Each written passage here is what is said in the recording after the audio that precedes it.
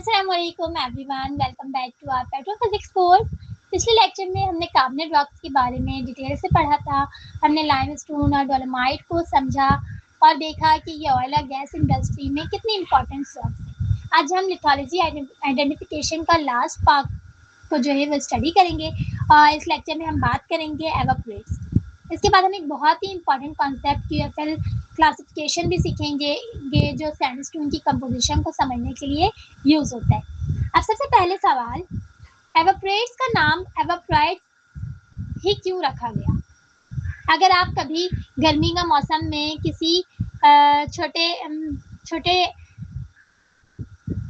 तालाब या पानी के गड्ढे को देखें तो कुछ दिन बाद पानी धीरे धीरे गायब हो जाता है, लेकिन उसके बाद नीचे सफेद सफेद नमक जैसा मटेरियल रह जाता है। ये आइडिया एवापोरेट्स के पीछे।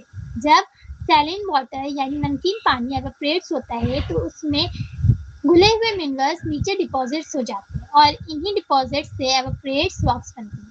आज हम जानेंगे कि ये रॉक्स कैसे बनती हैं, ऑयल और गैस इंडस्ट्री में इनकी इंपॉर्टेंस क्या है और फिर क्यूएफएल कॉन्सेप्ट को बहुत इजी तरीके से समझेंगे। तो सबसे पहले समझते हैं एवापोरेट्स होती क्या है। अस्सलामुअलैकुम everyone, welcome back to our petrophysics course. पिछले लेक्चर में हमने कार्बोनेट रॉक्स के बारे में डिटेल से पढ़ा था। हमने लाइमस्टोन और डोलोमाइट को समझा और देखा कि ये ऑयल और गैस इंडस्ट्री में कितनी इंपॉर्टेंट रॉक्स हैं। आज हम लिथोलॉजी आइडेंटिफिकेशन का लास्ट पार्ट को जो है वो स्टडी करेंगे और इस लेक्चर में हम बात करेंगे एवापोरेट्स। इसके बाद हम एक बहुत ही इंपॉर्टेंट कॉन्सेप्ट क्यूएफएल क्लासिफिकेशन भी सीखेंगे, ये जो सैंडस्टोन की कंपोजिशन को समझने के लिए यूज होता है। अब सबसे पहले सवाल, एवापोरेट्स का नाम एवापोराइट्स ही क्यों रखा गया? अगर आप कभी गर्मी का मौसम में किसी छोटे तालाब या पानी के गड्ढे को देखें तो कुछ दिन बाद पानी धीरे धीरे गायब हो जाता है, लेकिन उसके बाद नीचे सफेद सफेद नमक जैसा मटेरियल रह जाता है। ये आइडिया एवापोरेट्स के पीछे। जब सैलिन वाटर यानी नमकीन पानी एवापोरेट्स होता है तो उसमें घुले हुए मिनरल्स नीचे डिपॉजिट्स हो जाते हैं और इन्हीं डिपॉजिट्स से एवापोरेट्स रॉक्स बनती हैं। आज हम जानेंगे कि ये रॉक्स कैसे बनती हैं, ऑयल और गैस इंडस्ट्री में इनकी इंपॉर्टेंस क्या है और फिर क्यूएफएल कॉन्सेप्ट को बहुत इजी तरीके से समझेंगे। तो सबसे पहले समझते हैं एवापोरेट्स होती क्या है। तो सबसे पहले बात करते हैं हैलाइट की। हैलाइट का जो है वो साइंटिफिक नाम जो है शायद मुश्किल लगेगा, लेकिन असल में ये वही चीज़ है जो हम रोज़ खाने में यूज़ करते हैं, यानी कॉमन सॉल्ट। इसका केमिकल जो फॉर्मूला होता है, केमिकल फॉर्मूला वो होता है NaCl यानी सोडियम क्लोराइड। अब एक इंटरेस्टिंग बात, अगर समुद्र का पानी को पूरी तरह एवापोरेट कर दिया जाए तो सबसे पहले कुछ और मिनरल्स डिपॉजिट होते हैं, लेकिन जब एवापोरेट ज़्यादा होता है तो हैलाइट डिपॉजिट होना शुरू होता है। इसीलिए दुनिया के बहुत से सॉल्ट माइंस असल में पुराने एवापोरेट सीज होते हैं। अपने पाकिस्तान का खियोड़ा सॉल्ट माइन का नाम ज़रूर सुना होगा। ये दुनिया की मशहूर सॉल्ट माइन में से एक है। वहाँ भी मेजर मिनरल्स हैलाइट है। हैलाइट जो होता है वो कलरलेस या वाइट होती है और पानी में बहुत आसानी से डिजॉल्व हो जाती है। इसी वजह से अगर किसी एरिया में ग्राउंड वाटर हैलाइट से गुजरे तो पानी नमकीन हो सकता है। पेट्रोलियम जियोलॉजी में हैलाइट की जो इम्पोर्टेंस है वो सिर्फ नमक होने की वजह से नहीं, बल्कि इसकी मैकेनिकल प्रॉपर्टीज़ की वजह से भी है और इसी वजह से सोल डोम्स बनते हैं, जिनके बारे में हम नेक्स्ट लेक्चर में बात करेंगे। एक और इम्पॉर्टेंट एवापोराइट्स मिनरल को देखते हैं, एनहाइड्राइट। नाम से एक हिंट मिलता है। एनहाइड्राइट का जो मतलब होता है विदाउट वाटर। ये मिनरल ज़्यादातर तब बनते हैं जब जिप्सम अपना वाटर लूज कर देता है। इसीलिए एनहाइड्राइट का जो केमिकल फॉर्मूला होता है वो होता है CaSO4। जबकि जिप्सम का जो फॉर्मूला में जो होता है वो वाटर मॉलिक्यूल्स भी होते हैं। अब एक सिंपल एग्जांपल सोचिए, आप गीले कपड़े धूप में सुखाते हैं। पहले उनमें पानी होता है, फिर धीरे धीरे पानी एवापोरेट हो जाता है और कपड़े ड्राई हो जाते हैं। बिल्कुल इसी तरह जिप्सम भी कुछ जियोलॉजिकल कंडीशन में अपने जो वाटर होता है अपने अंदर वो लूज करके एनहाइड्राइट बन सकता है। एनहाइड्राइट जो होता है वो जनरली जिप्सम से हार्डर होता है और पेट्रोलियम सिस्टम में इसका रोल जो है वो बहुत ज़्यादा इम्पॉर्टेंट है और ये एक एक्सलेंट फिल रॉक या कैप रॉक का काम करता है। यानी अगर नीचे ऑयल और गैस हो तो एनहाइड्राइट उन्हीं पर निकलने से जो है वो रुक सकता है। इसी वजह से बहुत से ऑयल फील्ड्स में रिजर्वायर के ऊपर एनहाइड्राइड या सॉल्ट्स की लेयर जो है वो मिल रही होती है।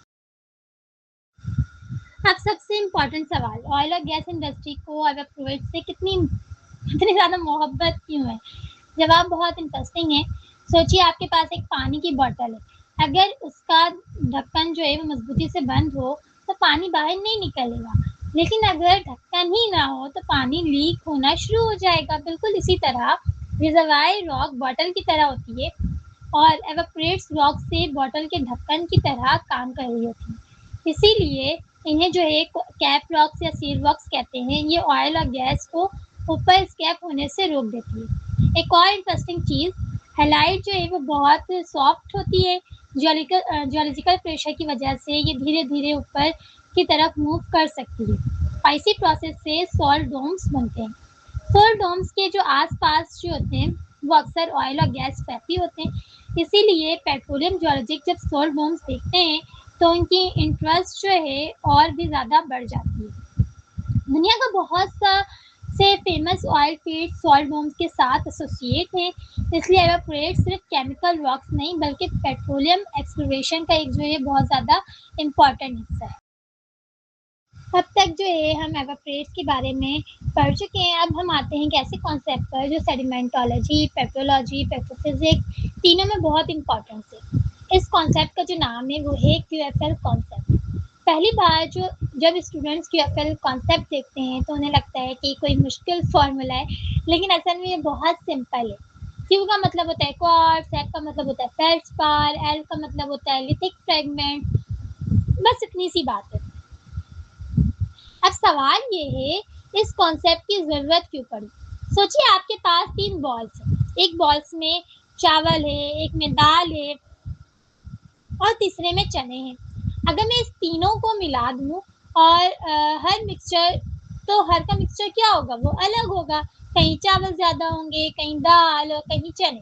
बिल्कुल इसी तरह सैंडस्टोन भी सिर्फ एक मिनरल से नहीं बनती। उसमें क्वार्ट्ज भी हो सकता है, फेल्डस्पार भी और दूसरे छोटे-छोटे रॉक्स के पीसेस भी। जियोलॉजिस्ट इन तीनों कंपोनेंट्स की जो है वो परसेंटेज निकालते हैं, फिर उस परसेंटेज को क्यूएफएल ट्रायंगल में प्लॉट करते हैं। ये सैंडस्टोन किस टाइप की है?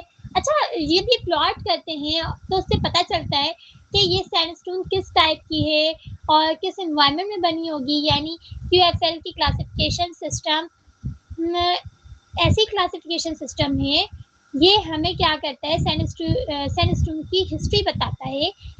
तो आप चलिए तीनों कंपोनेंट्स को अलग-अलग समझेंगे एक-एक करके, ताकि हमें ये चीज़ें जो हैं और अच्छे से समझ में आ जाए। सबसे पहले हम बात करते हैं क्वार्ट्ज की। क्वार्ट्ज दुनिया का सबसे कॉमन मिनरल्स में से एक माना जाता है। ये बहुत हार्ड और बहुत स्टेबल होता है। इसी वजह से वेदरिंग के बाद भी क्वार्ट्ज आसानी से ख़त्म नहीं होता। इसीलिए बहुत से जो सैंडस्टोन में जो क्वार्ट्ज की क्वांटिटी जो होती है वो सबसे ज़्यादा होती है। अब बात करते हैं फेल्डस्पार की। फेल्डस्पार भी जो है कॉमन मिनरल है, लेकिन ये क्वार्ट्ज इतनी स्टेबल नहीं होता। जब बारिश, हवा और वेदरिंग का असर पड़ता है तो फेल्डस्पार क्या करता है, धीरे धीरे टूटकर क्ले मिनरल्स में कन्वर्ट हो सकता है। इसीलिए पुरानी सैंडस्टोन में फेल्डस्पार की जो क्वांटिटी जो होती है वो अक्सर कम मिलती है। अगर मैं अब तीसरे कंपोनेंट की बात करूं तो होता है लिथिक फ्रेगमेंट्स। लिथिक का मतलब होता है रॉक पीसेस, यानी पुरानी रॉक्स के छोटे छोटे टुकड़े या इग्नियस भी हो सकते हैं, मेटामॉर्फिक भी और सेडिमेंट्री। अब एक इजी ट्रिक याद रखिए, क्वार्ट्ज जो होता है वो स्ट्रॉन्ग सर्वाइवर है, फेल्डस्पार जो है वो इजीली वेदर हो जाता है, लिथिक फ्रेगमेंट जो है वो पुरानी रॉक्स के पीसेस। अगर ये 3 बातें याद रह गई तो क्यूएफएल बहुत ही आसान है और आप ये कभी नहीं भूलेंगे। तो एप्लीकेशन ऑफ क्यूएफएल, तो सबसे पहले जब भी मैं कोई न्यू स्लाइड स्टार्ट करती हूँ, मैं आपसे एक क्वेश्चन करती हूँ, क्वेश्चन के ज़रिए समझाने की कोशिश करती हूँ, फिर एग्जाम्पल पे आ जाती हूँ, तो यहाँ भी यही करेंगे। अब सवाल ये है, क्यूएफएल सिर्फ एग्जाम पास करने के लिए? जी नहीं। क्यों नहीं? क्योंकि ऑयल इंडस्ट्री में इसका प्रैक्टिकल यूज़ भी बहुत ज़्यादा होता है। सबसे पहले अगर मैं बात करूँ तो क्यूएफएल की मदद से जियोलॉजिस्ट जो हैं वो सैंडस्टोन को क्लासिफाई करते हैं। दूसरा ये कि ये बताता है कि सेडिमेंट्स किस जगह से आई हैं। इस प्रोसेस को प्रोवेंस एनालिसिस कहते हैं, यानी अगर किसी सैंडस्टोन में क्वार्ट्ज बहुत ज़्यादा तो हो सकता है सेडिमेंट बहुत पुरानी और स्टेबल कॉन्टिनेंटल रॉक से आई हो, और फेल्डस्पार ज़्यादा हो तो हो सकता है ये सोर्स एरिया ग्रेनाइट के करीब हो। और अगर लिथिक फ्रेगमेंट ज़्यादा हो तो सेडिमेंट किसी एक्टिव माउंटेन बेल्ट या वोल्केनिक एरिया से आई हो सकता है। इसी तरह जियोलॉजिस्ट जो है वो पुराने अर्थ इन्वायरमेंट को समझते हैं। पेट्रोफिजिक्स में भी क्यूएफएल इम्पॉर्टेंट है, क्योंकि सैंडस्टोन की कंपोजिशन जो है उसकी पोरोसिटी, परमिएबिलिटी और रिजर्वायर क्वालिटी को इफेक्ट कर रही होती है। यानी सिर्फ रॉक का नाम जान लेना काफ़ी नहीं, उसके अंदर का मटेरियल भी समझना ज़रूरी है। इसीलिए क्यूएफएल जो है एक बहुत ही ज़्यादा यूजफुल जियोलॉजिकल टूल होता है। तो चलिए आज के लेक्चर को एक बार रिवाइज कर लेते हैं। सबसे पहले हमने एवेपोरेट्स को समझा और देखा कि केमिकल सेडिमेंट्री रॉक्स हैं जो सैलिन वाटर के एवेपोरेट होने से बनती हैं। फिर हमने हैलाइट के बारे में पढ़ा और जाना कि रॉक सॉल्ट हैं जिसका फार्मूला जो होता है वो NaCl है। उसके बाद हमने हैनाइड्राइट को समझा और देखा कि पेट्रोलियम सिस्टम में एक बहुत अच्छा सील रॉक बन सकती है। फिर हमने QFL कॉन्सेप्ट सीखा और जाना कि Q4 quartz, F4 feldspar, L4 lithic fragment, ये 3 कंपोनेंट जो होती हैं वो सैंडस्टोन की कंपोजिशन और उसकी क्लासिफिकेशन को जो समझने में बहुत ज़्यादा मदद करती हैं। अगर आप आज के लेक्चर सिर्फ एक बार याद रखना चाहते हैं तो वो ये कि हर रॉक सिर्फ देखने में अलग नहीं होती, उसकी मिनरल कंपोजिशन और फॉर्मेशन हिस्ट्री ही उसकी प्रॉपर्टीज़ को डिसाइड करता है। इसलिए लिथोलॉजी को जो समझना है पेट्रोफिजिक्स की बुनियाद है। और इसके साथ हमारे लेक्चर 2 लिथोलॉजी आइडेंटिफिकेशन कंप्लीट होता है। अब तक हमने classic rock, carbonate rock, evaporate तीनों मेजर ग्रुप को समझ लिया। अगले लेक्चर में पेट्रोफिजिक्स की सबसे इम्पोर्टेंट टॉपिक में से एक पोरोसिटी को डिटेल में शुरू करेंगे।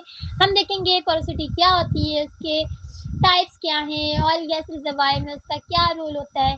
Thank you everyone for watching. अगर लेक्चर पसंद आए हैं तो लाइक करें, चैनल को सब्सक्राइब करें और मिलते हैं नेक्स्ट लेक्चर में। अल्लाह हाफिज़, दुआ में याद रखिएगा।